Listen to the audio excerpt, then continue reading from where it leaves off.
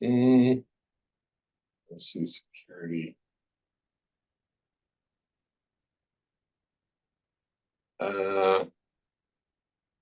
Allow participants to go to the left, up, go down, start video.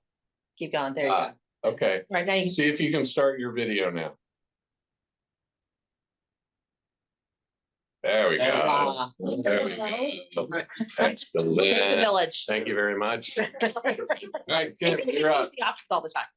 All right, so you can hear me. Sorry, I'm not Yep. there. Okay, we'll call the meeting to order. This meeting is being recorded by the Greenfield Community Energy and Technology. If any other persons are doing so, please notify the chairperson at the time. No one else is here. Okay. We don't have minutes. Nope. We have no one in the public that I can see. Nope. So Okay. we'll go to old business. I think you have to officially open and close public.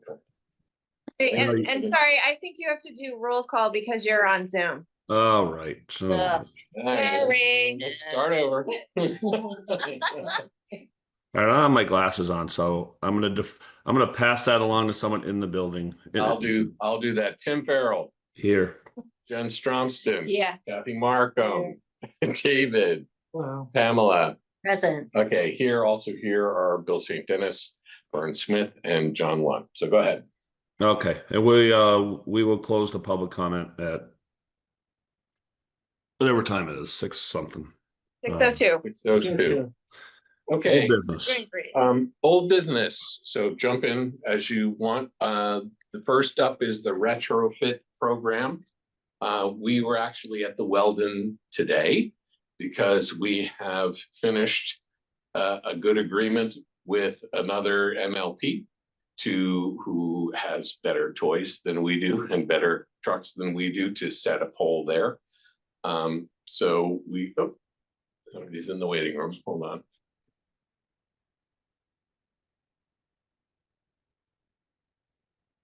Oh, it's Anthony. Mm-hmm.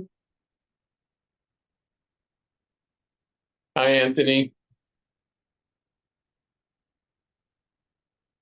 Okay. Anyway, so we met with them there to look at setting a pole for the drop to the building. So that is proceeding along. And we are also working on our request for proposals, which is the next step in the process. So we are moving along well with the retrofit. We're just stepping through all the things we have to step through for the grant. There's not really a lot to say other than an update. We did have another meeting at the Weldon. They're great. They really are. They're very nice and they're very excited and interested. So it's kind of fun. And we're just moving along. I would just add that we have hit milestone 1 with MBI. And so we are now in the next phase of the grant, which is the RFP and things like that to move forward. So Absolutely. Anything else you guys want? Can I just say that, Yeah. John, you did a great job. There were tons of questions and a lot of new residents were at this meeting that John did and came over on the 9th of July. So those that were not present for the other time when he came in and answered questions and concerns, it was a very robust conversation, just tons of questions and tons of answers from John. And if he didn't have an answer, he said that's pending, but we are, full steam ahead. So I was very impressed with not just their perception of things, but also how carefully, like very detailed. Yeah. And then somebody else would ask the same question because they didn't actually hear that or they arrived late. So Right. the patience that was going on Mr. Lunt's behalf was amazing to me. I never opened up my mouth and people kind of came and go and went late and then they would, but he stayed till the bitter and when everybody was totally satisfied with tons of questions. Well, it was a good meeting and they're on it. They really are. They know what's coming. They know exactly what they've got and what they want and where they think things are lacking. So it's a pleasure. They're really engaged. I really kind of enjoy it. So I don't mind it at all. So Can I say one more thing? Yes. Might sound off topic. Because of some of the things that I have been seeing on Facebook, I just wanted the public to know, because it's privately owned business, we had to first get permission. And I keep reading, mostly on Facebook or here otherwise, they're not coming to me and they're not trying to do it. And in some of those situations, kudos to you, Tim, because you answered that if a property manager does not want us on the premises, that's it. There is nothing that we can do about that. And I just want everybody who's possibly watching this on community TV, or if you have a friend who keeps saying something to you, this stuff is up on our minutes, we're taping these meetings for a reason. And so the more we can spread that, the less cantankerous or, upset and confused I think some people seem to be. And the process for a property owner is very simple. It's not like there's a big application for a normal. The Weldon is different because it's a big retrofit and it required extra funding. But if you live in a 2 or 3 or 4 or 8 family building, the process is as simple as the property owner allowing GSET to do an install. Right. It's not an involved or complex process. It's simply that, like vampires, would be invited in. Right, exactly. And I will say, we ask everyone. We've asked people who Yep. have I said, remember. we're really sick of you. Stop asking Yep. us and go away. Then we go away for a little while and then we come back and we ask again. It's to everyone's benefit, ours too, to be in the most places we can. But you're right, some people, it doesn't matter why. It's their business. It's their building. They get to have control over access to that building. So we just keep asking. And some people let us in.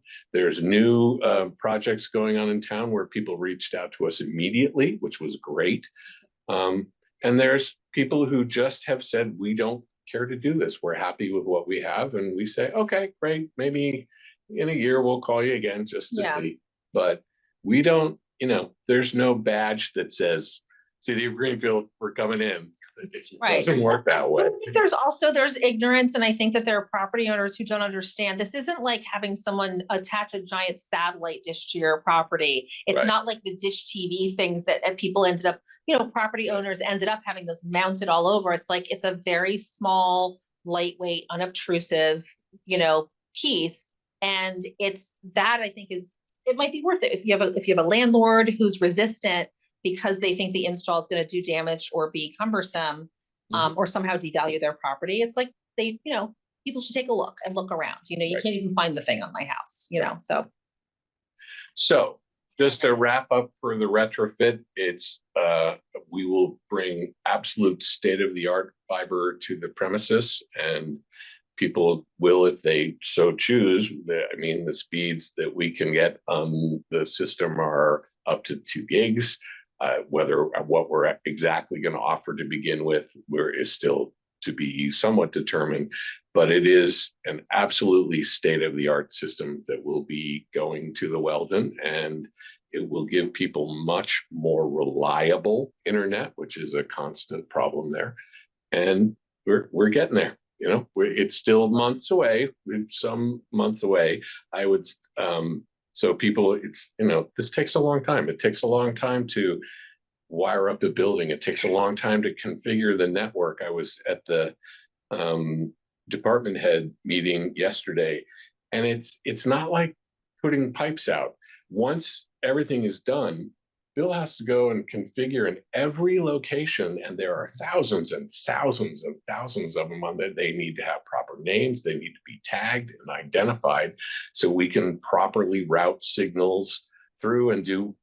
Bill understands this about 1 million levels deeper than I do, but it is a complex thing that we're building. So it takes some time to set it up right, because if you don't set it up right, then you have problems forever. So we really need to take the time to get it right in the beginning. So, which we are, and we've taken another good step forward.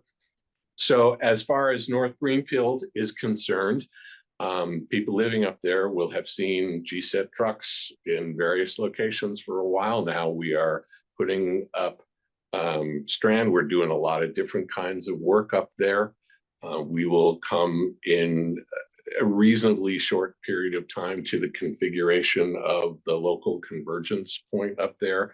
Plenty of work left to do. We're talking about the build where we get the backbone all built out. And then, like we said in our presentation to various people, we then build out from there with laterals. So again, all of these projects are underway, and they all take some time, but we are getting there, and that will eventually get to somewhere close to 1,000 homes up there when it's all said and done. And that's a great addition for us. That'll be terrific, because we actually think we will have quite a few customers up there who want the service too. We next, since we talked about it so much, we actually were able to finally fix the fiber splicing truck. Oh. And we were able to do it because the DPW is awesome and better than any of the dealerships we sent the trucks to. So shout out to Paul Newell and the rest of that crew there, who are really terrific, and took a venerable old truck and figured out what Ford technicians and Ford mechanics could not figure out, and got everything fixed up, and it's on the road, and it's been on the road for a while, and it's working. So knock on wood. Is that the one with the bucket? That's the one There's with two the bucket. buckets. There's Okay. two buckets. I've seen it around a lot. Yeah. Maybe it's not the same one I've seen. No, they're both good to go. That does not mean that we don't think that we should go ahead with the purchase of the splicing trailer or splicing lab. And we are going down to visit some friends who have one or two of them, and to go look them over and talk to them about how their implementation has been with it. Just try to reach out to other MLPs where we can and share knowledge and work together. So that will go forward, and there is no doubt that truck is not going to last forever. But if we have a trailer, the bare minimum is, the absolute worst case scenario. If that other truck goes down, we can run a regular pickup truck with a hitch, take the trailer out, take our construction truck out, and do everything we need to do while we work towards getting money set aside for a trailer, for another truck, and hopefully a capital budget, but also eventually, if we needed to, in an operating budget. So we're just trying to make sure that there's nothing that happens that will bring us to a screeching halt. And fixing the fiber truck was really, really a great step in that direction. So I don't have anything else to say about the fiber build up north or the truck repair status. Do you guys have any comments you want to make on that? No, you covered it. Next, under new business, is the broadband infrastructure gap networks and grant program update. This is one of 3 grants that we are working with now. We're talking about 2 of them tonight, the retrofit program and the gap program.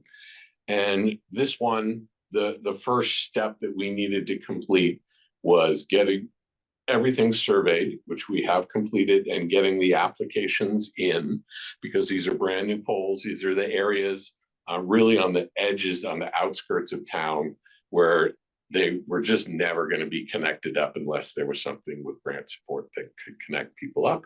And it's up in the northern part of town, but it's also out Wisdom Way, so we can connect up the transfer station and provide some really much more reliable connections to some pretty critical city infrastructure. And the first thing you have to do is go through Make Ready. It's our favorite thing, Make Ready. And we have gotten those in, and we have a meeting this week to follow up. So every one of these grants, there are very specific steps you have to go through, and they're all different for every different grant. And we meet regularly with people, and we just spend a lot of time checking to make sure we have all our little ducks in a row, because that's how it works. So is the Make Ready done? No, that it will be by far the longest part of the project is waiting for Eversource and Verizon. Okay, that's to what I do thought. Make Ready.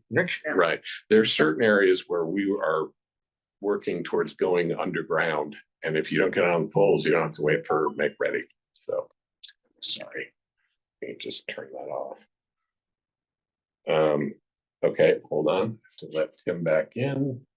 He's- He muted himself. Oh. I'd unmute myself for a kid and then I can't get back in. Yeah, there you go. Okay. Go upstairs. I haven't fed her dinner yet, so she had to get a snack.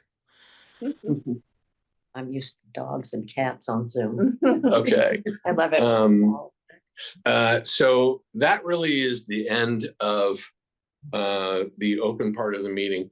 Basically, we're just in process and a lot of stuff, and we're working all over town. We have other, we're also working with the GHA.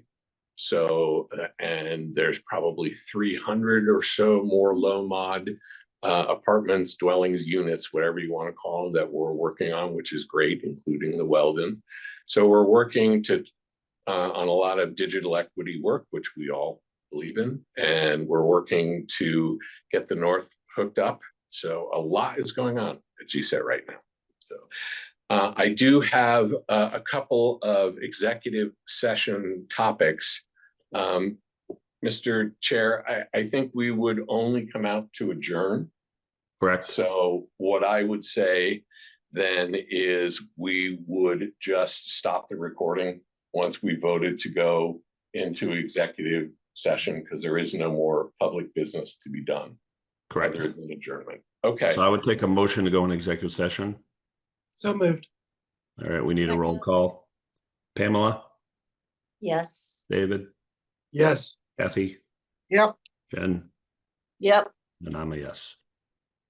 Okay, so now I am stopping recording because all we're going to do is come out. Actually, may I talk? I don't believe we have quorum for August.